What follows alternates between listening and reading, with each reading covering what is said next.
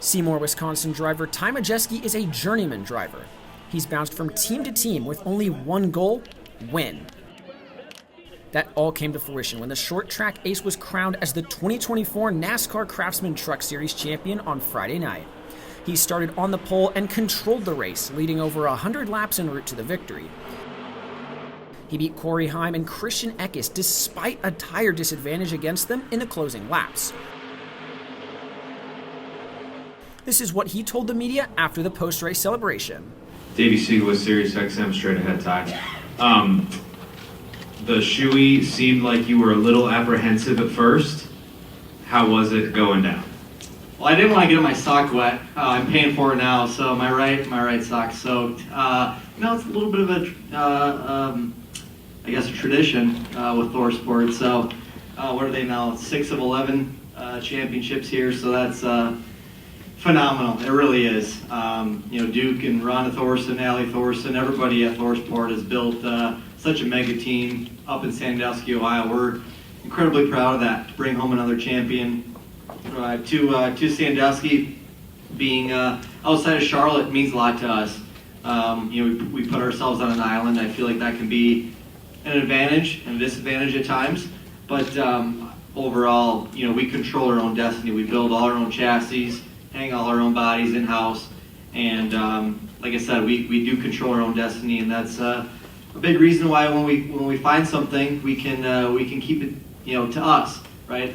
In Charlotte, sometimes when you find an advantage, it can get spread around very quickly, but we can keep it to us up in Sandusky. So just super proud to be a part of the Thor Sport Racing organization, and happy to bring home another championship for them. Corey challenged you for a little bit tonight, but once you were able to get by him, you pulled away pretty much every time.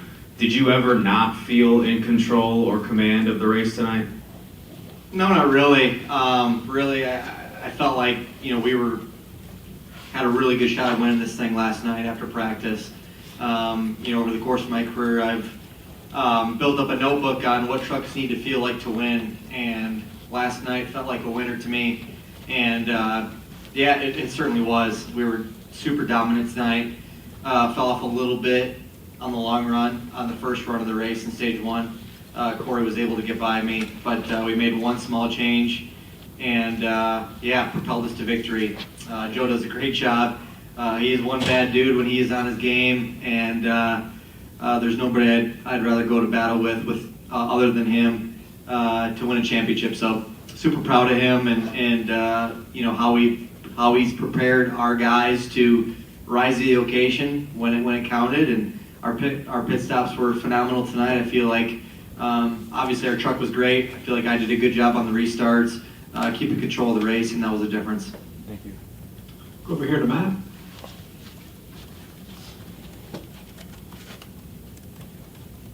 Matt Weaver, Sportsnaut. I want to go back to 2021. So the Roush thing did not go well. You and Phil at Nice had a really tough season. I know you had some options you were trying to put together. I think after the Derby is when that first conversation happened with Thor Sport. Was there ever a part of you that thought, okay, this is going to be really harder than I thought it was going to be? And what ultimately is what swayed you to, I want to go do the Thor Sport thing instead of some of the other things you had on the table? Yeah, first of all, I want to go back to 2018 when Roush shut down their Xfinity program. Chad Bryan, a great friend of mine who I keep in contact with today, I probably talk to him at least once a week. He gave me a great opportunity in 2019. We went out and won 3 of 5 or 6 ARCA races that year, and propelled me into my opportunity with Nice. And obviously that didn't go as planned.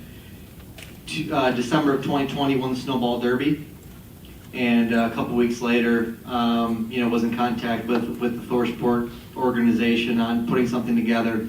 I had a few other opportunities that maybe would have yielded more races for 2021, but I decided to move up to Ohio. My wife and I made the decision to go up and really take a shot on a future, right? Something that looked like that could be something that had longevity to it. And I went up in 2021 with Thor Sport and only did 3 or 4 races. and was on their roster as a full-time engineer. Did some engineering for Paul Menard ran some truck races, and I was an engineer for him, and was scanning parts at the shop, really learning about the race trucks and how they're built. Every single part, every single truck went through me at one point or another, and I was able to learn really how these trucks work and how they operate.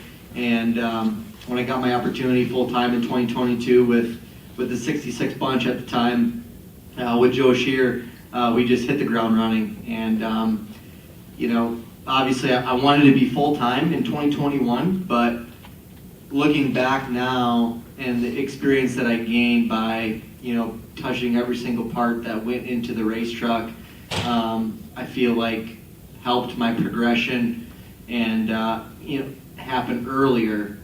And, when I got that opportunity in 2022 to go full-time, we hit the ground running. We were competitive right off the bat.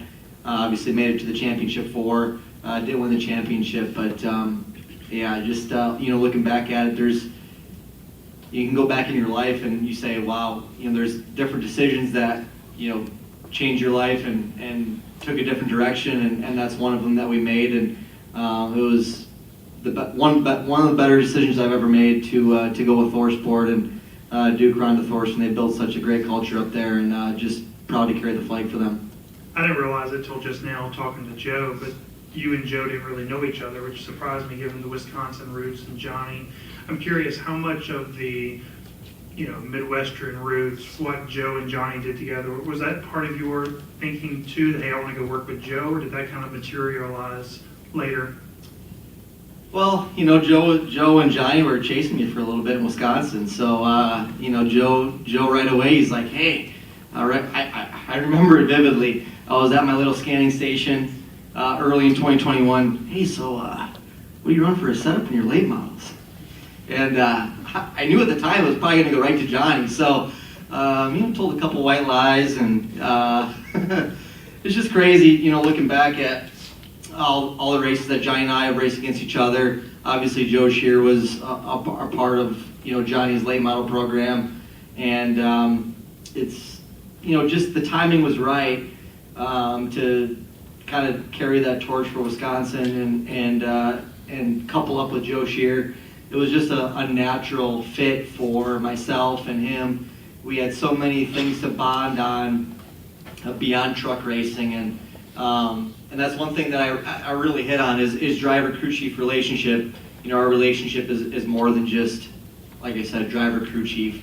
We're friends. My wife knows I talk to Joe just about every day for a long time on how to make these trucks better and how to better ourselves going to these races week in and week out. And I feel like that's one advantage we have on the rest of the field. Thank you. Up here to Reed. Reed Spencer with the NASCAR Wire. Congratulations.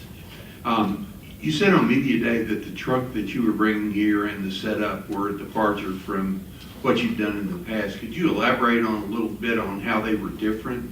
And did you feel like you were taking a risk when you were doing that? Yeah, I'm not going to elaborate on how they were different. I'm going to keep that to myself.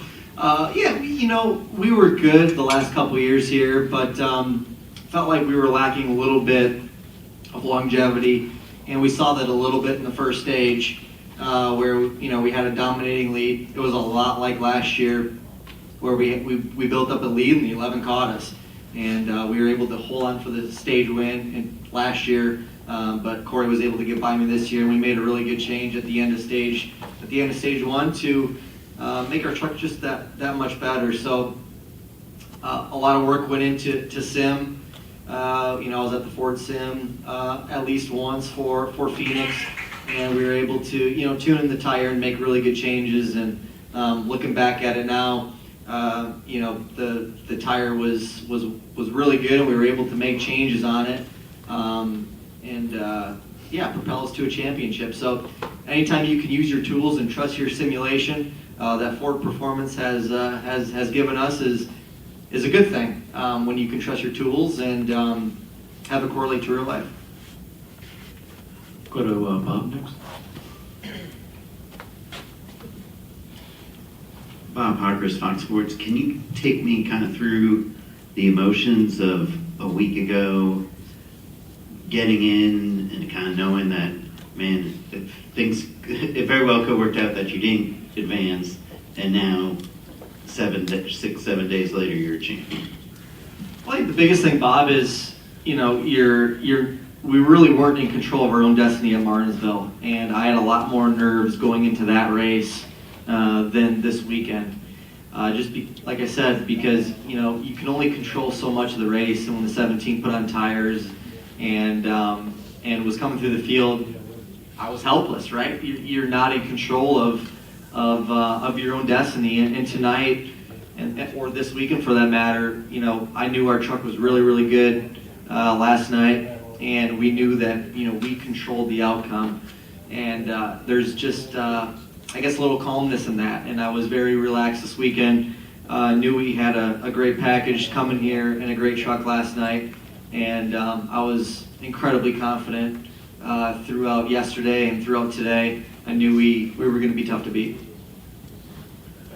Go to Stephen up here in front. Stephen, SunSports.com.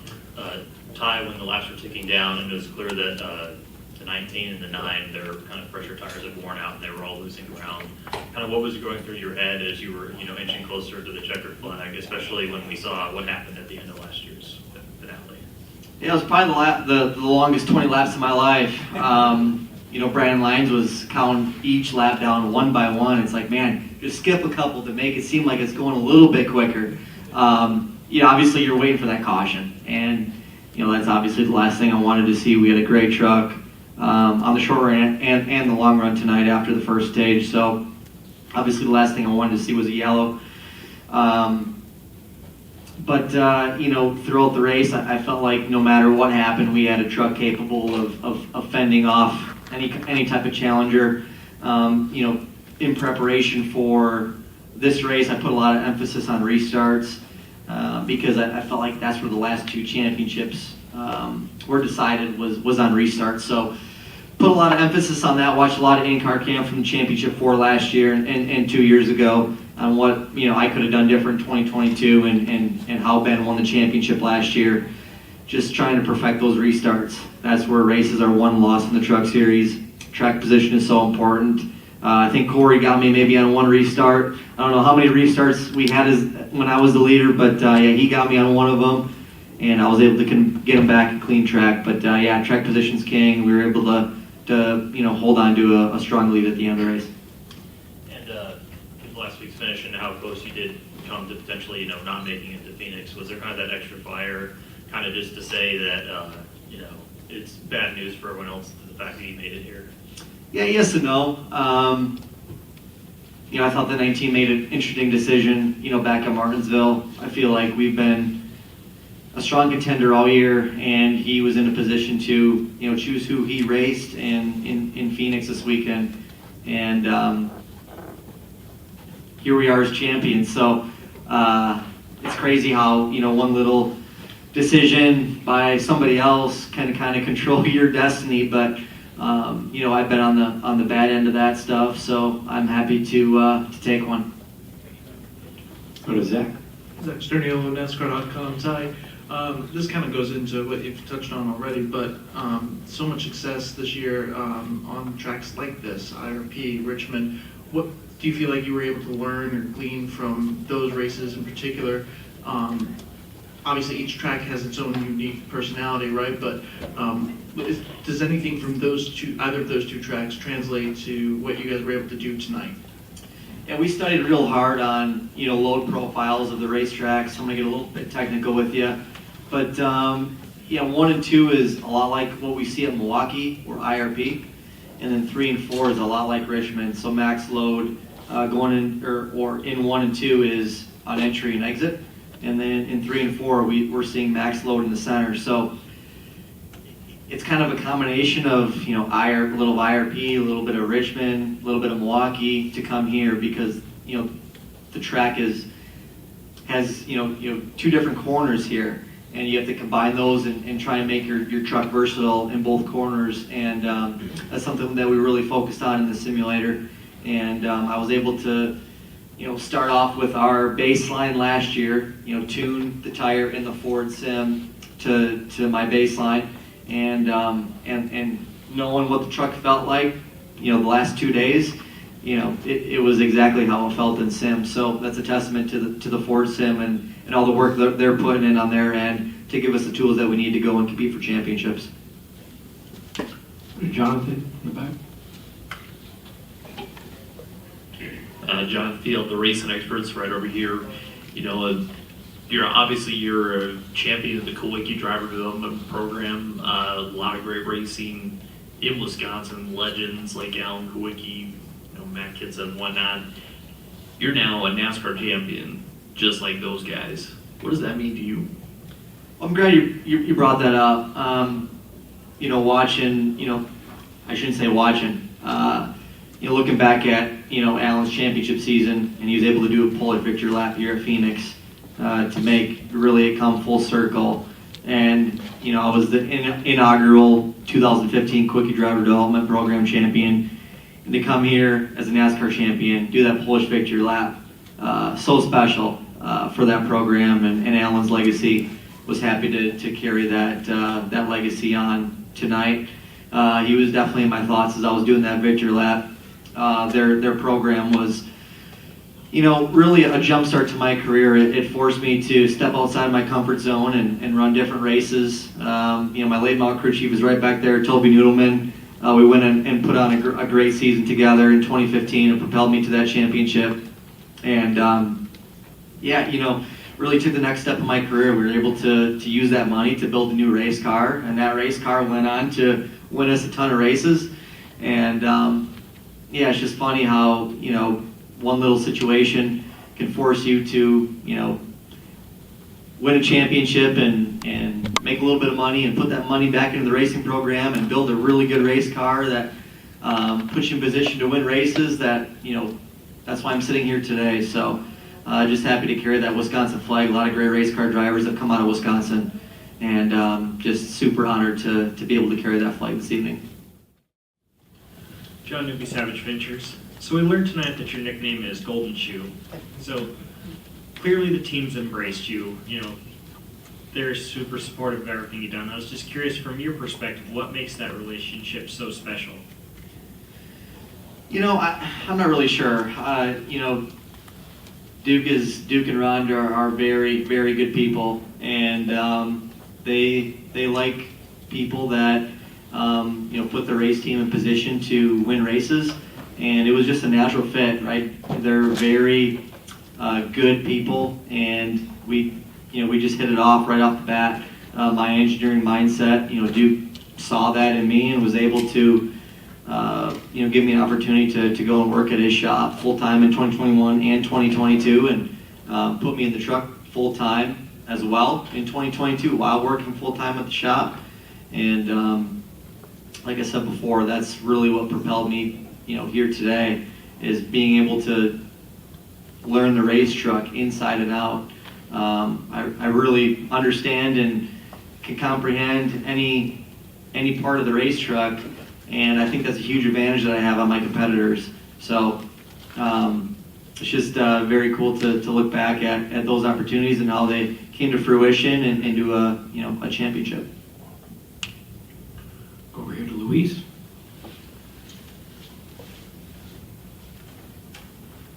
Luis Torres, Sports Tribune. You alluded it with your tenure with Raj. As far as the Ford program, how special is to keep the momentum going for Ford as far as the National Tour Division winning championships, and also for you knowing that you had a lot of trials and tribulations to get to this point? That's 4 in a row, right? So got one this year, so 2 more to go.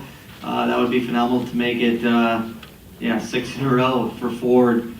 Yeah, they gave me my first shot, right? I always ran Ford motors, engines in my late models, and we're always a part of their program at obviously a very low level.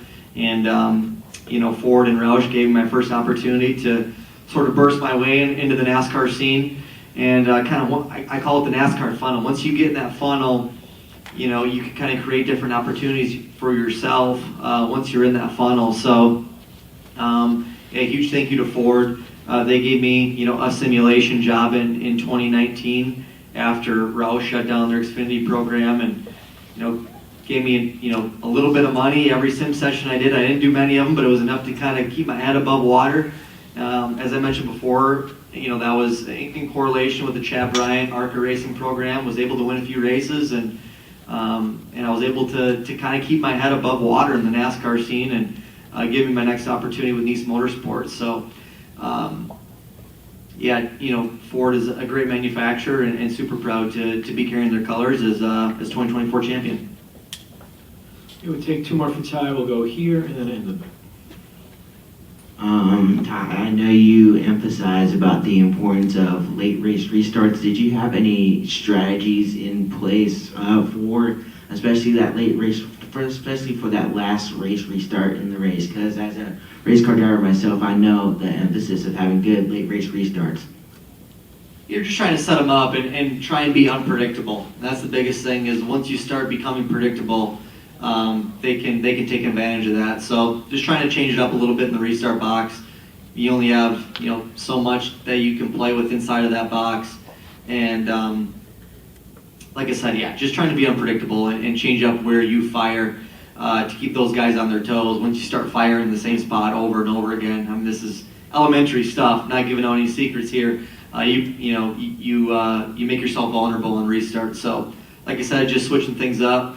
I felt like I got a really good couple last restarts there towards the end of the race that I was able to really clear myself by turn one and not have to worry about, you know, guys dive bombing me.